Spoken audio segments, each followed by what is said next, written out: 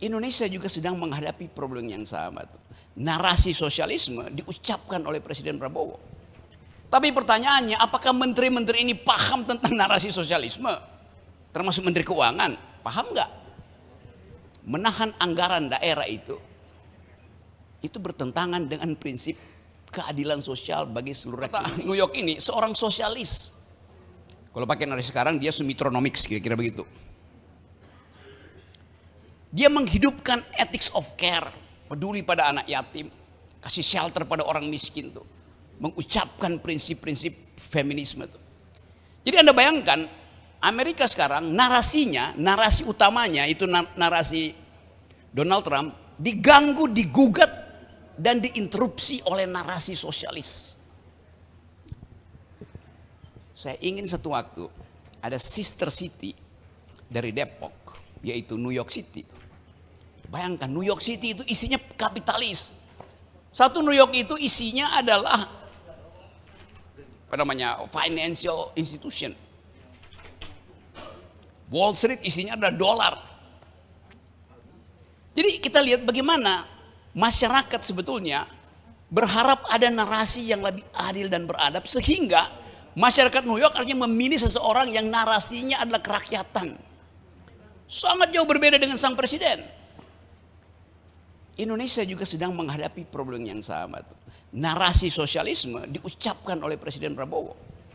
Tapi pertanyaannya, apakah menteri-menteri ini paham tentang narasi sosialisme? Termasuk Menteri Keuangan, paham nggak? Menahan anggaran daerah itu bertentangan dengan prinsip keadilan sosial bagi seluruh rakyat Indonesia. Saya kritik Pak Purbaya, bukan sebagai person, tapi sebagai pembuat narasi yang tidak peduli pada kehidupan rakyat. Tentu Pak Purbaya punya alasan.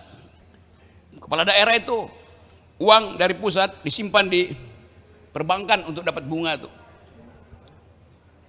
Iya, hukum kepala daerahnya bukan rakyatnya yang dibuat terlantar. Kan logikanya begitu. Uang yang tiba di pemerintah pusat adalah kumpulan dari uang rakyat daerah. Kalau kebijakannya salah, perbaiki kebijakannya, bukan memotong anggaran itu. Sekarang coba kita lihat, narasi daerah itu adalah mau berontak pada pemerintah pusat karena anggaran tidak turun. Berapa jumlah kabupaten kota, berapa? 300, 400 kabupaten kota yang mampu berdiri di atas kaki sendiri berdasarkan pendapatan asli daerah, cuma ada 4 kabupaten. 2 di Bali, Gianyar sama Badung, 1 Banyuwangi, 3 adalah Bekasi. Cuma 4 kabupaten itu yang bisa hidup dengan PAD-nya. Selebihnya mesti ada transfer. Jadi kesalahan Pak Purbaya adalah menganggap semua itu sama. Enggak, cuma 4 yang mampu untuk mandiri.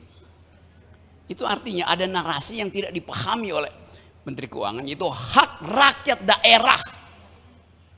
Hak rakyat daerah terhadap keuangan pusat yang diambil dari pendapatan korporasi daerah, pajak daerah, kan itu intinya.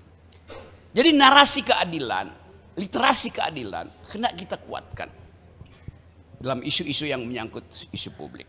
Oke. Download Tribun X sekarang, menghadirkan lokal menjadi Indonesia.